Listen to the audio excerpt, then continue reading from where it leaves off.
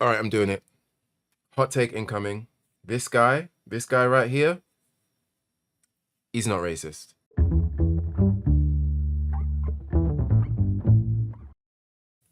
That's it. That's the video. You heard what I said. I didn't stutter. I said it loud and clear. You saw my mouth moving.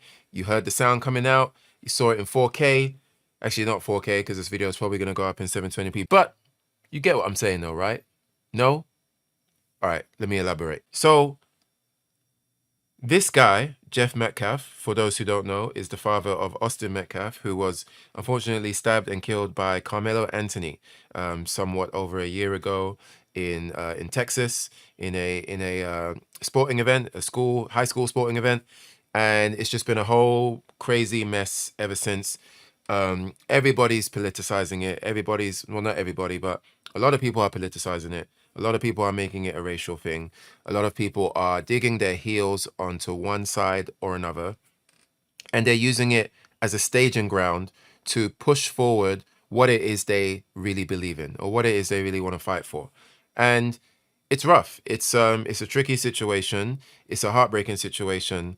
And to be honest with you, I am just quite sick and tired of hearing, or what I should say is I'm quite sick and tired of not hearing enough what I like to consider to be balanced and a bit more measured and nuanced perspectives on this scenario. Now, that might sound like a slap in the face for me to say, given that I started this video saying hot take, I don't think this guy's racist, especially given that only a couple of days ago, this guy right here said stuff like this. He's the only one in your family without a damn record. I guess that's something to brag about in your culture. You people hang your hat on the dumbest shit I've ever seen. Let me make something racist up so y'all can go viral. I got a new name for Mellow. How about Watermelon Felon? How's that one strike you? So I want to use this video to kind of talk about something that I think is very important, which is there's a difference between saying racist things and being a racist person, especially when you look at the sequence of events, right?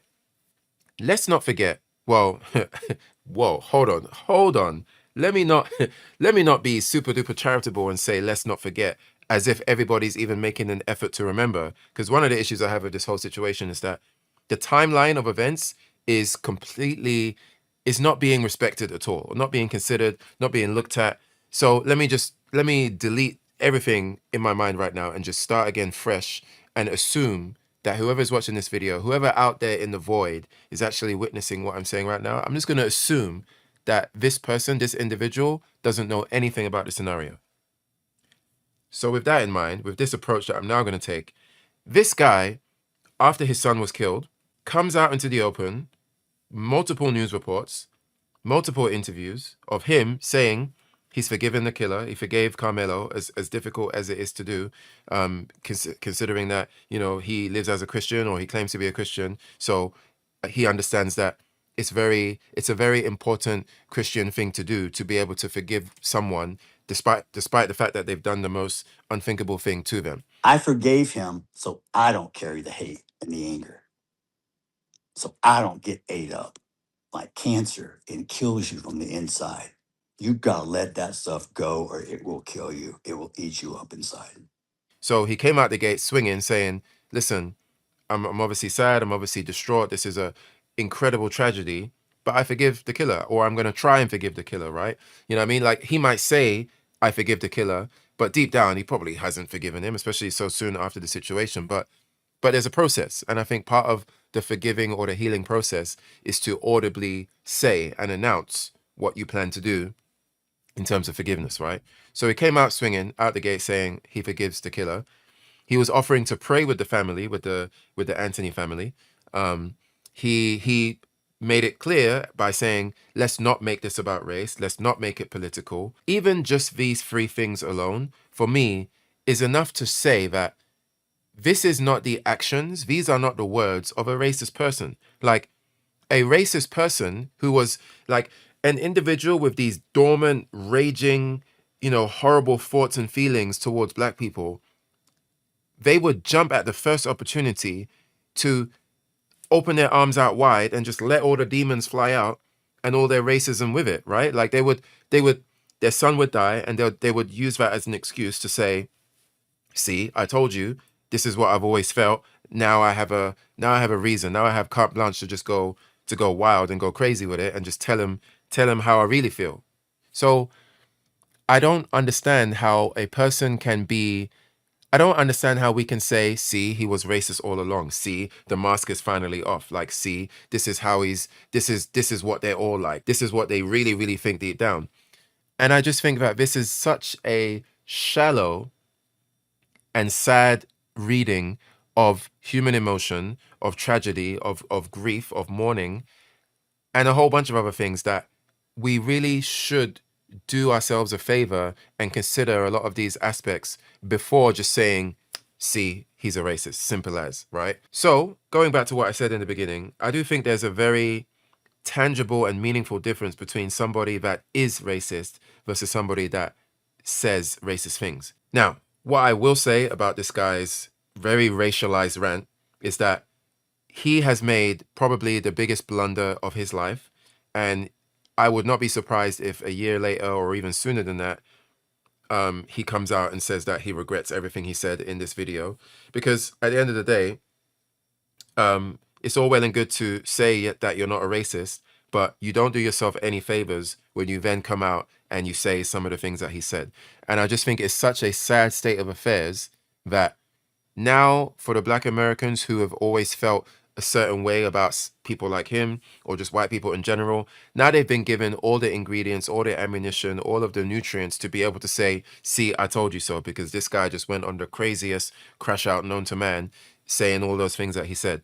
And I just think that for someone that had the wherewithal, such as him, to say, hey guys, you know, in the very beginning, hey guys, let's not make this about race. Hey guys, let's not make it political. To then come full circle and to do exactly that, it's a bit nuts. And it's a very sad situation because now the very thing that you fought to try to make not happen, it's gonna happen tenfold now because you've looked at the flames and you've taken the most flammable liquid and you didn't even throw it in there. You jumped in the fire with the flammable liquid and you've essentially lit yourself on fire and made the fire, you know, some Mount Doom, Lord of the Rings type flame where it's just going to be a madness forever. And the reason I bring that up is because I believe it crystallizes one of my main points that I'm trying to make in this video, which is a person might not be racist, but they can do and say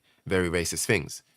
This scenario right here is a person that is now saying very, very racist things, or at the very least, racialized things out of fear, out of pain, out of suffering, out of feeling betrayed, out of being gaslit, after having so many efforts to be good faith and to be patient and to be forgiving and to be Christian-like, to have all of that thrown in his face is crazy, right? Like, again, I'm going to double back and assume that a lot of people who may be watching this may not know the extent of what people were saying about this guy. People were saying he was racist. People were saying that he's friends with the judges that made the actual verdict possible in the actual case. People saying that he's a sex offender and that he's on the register. Just all kinds of crazy stuff. People sending him. I don't believe they were real videos, but sending him like AI videos of people pissing on the grave and desecrating his son's grave, his dead son's grave. Like that is a lot for any individual to bear. Does it now justify the comments that came after? No, it doesn't justify it. But I think if we're all attempting to be humans here and we're attempting to be understanding of any person's plight, you know, not to mention that people will do and say the craziest things when they've lost a child in that way, right? So, or just when they've lost a child in general. So again, this is not to excuse the behavior, but I do think that as people, we do need, and whatever racial background the person is from, whatever country they're from, I know a lot of people might be listening to me talk and be like, oh, but you're a British guy, you're a black British. Why are you talking about the affairs of a black American situation? It's like, listen, if this is the argument you're going to make in 2026, where we're living in the most globalized of global worlds, where news is bouncing across corners of the earth and everybody's accessing everything instantly, everybody's speaking on different topics, like, you need to eviscerate this argument of certain people cannot speak about certain topics. That the sooner this argument goes away, the more I don't know, the higher IQ we're gonna have as a human species. So I really do hope that there's nobody, angrily typing out a comment talking about how you're Black British, talk about Black British stuff. Like, just allow me to just, sidestep that argument, because it's just, I don't even need to sidestep the argument, to be honest with you. It's one of those arguments where, like, I don't know, for anyone that's played like an RPG, like an attack, and the enemy can attack you and it can say miss because your evasion is too high, or it can just say 0 because your defense is too high, or it will just say immune because, like, you're just so god tier that, like, the attack has no, the attack has no existence upon your existence, so the words immune just pops up. That's what that argument does to me. It just gets immune. So yeah, I think it's important to be able to hold two different ideas in one's mind at the same time.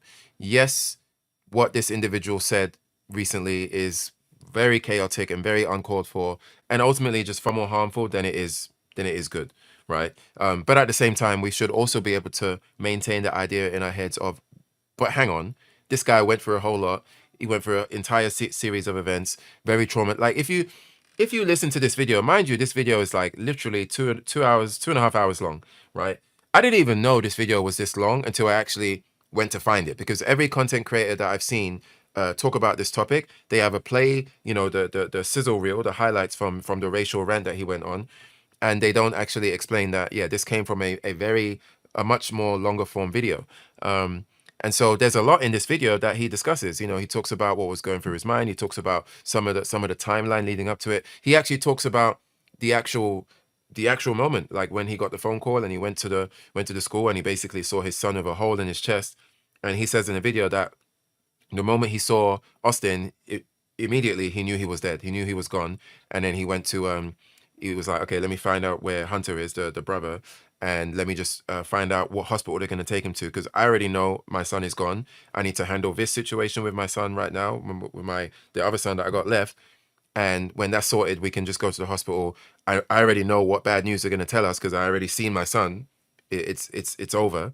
So, and I think I bring that up because I just think that's important to kind of like lay out there and remind people that a lot more was said than just watermelon felon and all the other like stupid racial stuff that he said, right? So I guess the main thing I want to share now is what my desire is for making a video like this, right? Like, what is my point? Like, okay, cool, I got it. Jeff Metcalf went through a lot. He lost his son. That's very tragic. He said a bunch of racial stuff. I don't think he's racist, but I think he said racial things or made racial remarks. Now what?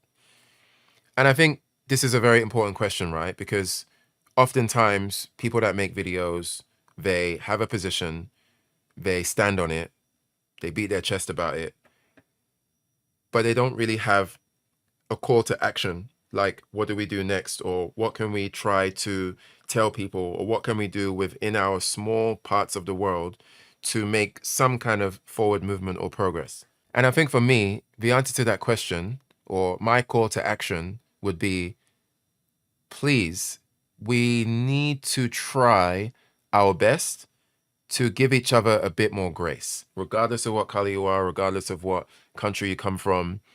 You know what I mean? Like, and I don't even mean, like, I guess grace is like a very Christian word. I mean, it's not a Christian word, but I don't know, maybe it's my Christian upbringing that makes me think of grace, because it's like that's that's like talked about a lot throughout the Bible, and it's such an important and integral thing within Christianity, right? But removing that side of it, just grace from a more human, a non-religious human perspective, which is the idea of being patient with somebody, not rushing to conclusions, hearing somebody say a bunch of stuff that is clearly informed by the very recent tragic events that they went through, hearing them say those things and not immediately jumping to, this is the worst person in the world, this is a monster, this is a racist. I think grace comes in the form of hearing something that does make you upset, such as what he said, and taking a moment to pause and ask ourselves, how does this person feel? Or what wild thing happened to this person to lead them to this place? And am I overreacting by not considering that. Or maybe perhaps now that I do consider that, it will help me to kind of like quell my anger and be a bit more understanding, be a bit more graceful, you know? I think grace also helps people to have their own peace of mind. I think I'll speak for myself and say that like I couldn't imagine listening to a video like this and just only being filled with anger and that's it. I can't imagine hearing this and being like, man, this guy is a crystallized racist. He is just so racist. He is in pure crystal form. Nothing can chip away at him. No fire can melt him. He is just like fantasy, mithril crystal, like orichalcum made from the hardest alloy of any, Final Fantasy video game, RPG. Like, this is the end game weapon. The sword of justice is made from the whatever end game metal. That is how solid he is in his racism. I couldn't imagine listening to a rant like that and coming away with that feeling. Because I think that existence would just be a painful, self-consuming existence that doesn't lead to any happiness. So another thing that grace does for me is that it just helps me to like to not end up like that. It helps me to hear a crazy rant like this or parts of this video that has the racialized rants and be like, that sucks to hear. I don't like that you feel that way about black people. I don't like that you're not making a bit more of an effort to differentiate between the people, the different kinds of black people that have said that to you and haven't said that to you. That doesn't sit right with me. But it would be very insane of me at the same time to not completely understand how the series of events led to these things being said. That's what grace does for me. And I guess, again, just going back to the whole call to action thing, I really do hope that people can have a bit more grace towards the situation. And like, let's not forget, this is a very complicated situation, and it's so nuanced. Like, even me sitting here saying everything I'm saying, there's other components to this case that it's a bit of a rough one. Like, I think there is a world where 35 years is too much, right? Considering the crime happened when they were 17, I think there is an argument. There is a world where that's quite a lot. However, different states and, different laws and thresholds for murder or what is considered murder one or so I can understand why that's a bit of a point of contention. The stuff about the jury being majority white, there's some people saying that they were all white, but there was some, like, I believe there was some free Latinos or Hispanics of some kind, and then like one Arab American or something like that. Regardless, still mostly white people. I can understand how that is feels discomforting, especially when we hear the phrase, you need to be judged by a jury of your peers. How can it be like peers? Yes, peers doesn't only just mean skin color, like same skin color people.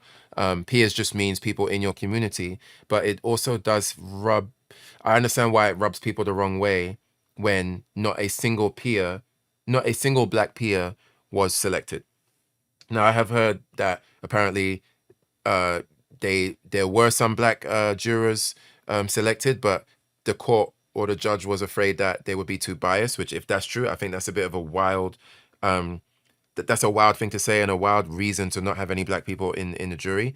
I also heard that apparently the jurors that were selected were all working in education. Apparently there were like 3 black people that were selected that had some kind of job in relation to education. And apparently there's like an education bias where having people on the jury that are making judgments surrounding children as young as this, like 17, 18, 19, is there's going to be understandable bias there. So they said, let's not go with them. I can understand that being a bit more reasonable, but then it's like, is it not that hard to find a different black person that just doesn't have a job in education? Like, that seems a bit weird. So yeah, there's definitely, and even earlier when I just mentioned how I could see the argument that 35 years is too long. Another thing that makes that tricky is that, well, I mean, somebody was killed. Austin's life is gone. He's never going to live again. um, uh, Carmelo can, I believe, considering that he had a high GPA and that he might have good behavior while in prison, he might get out in half that time.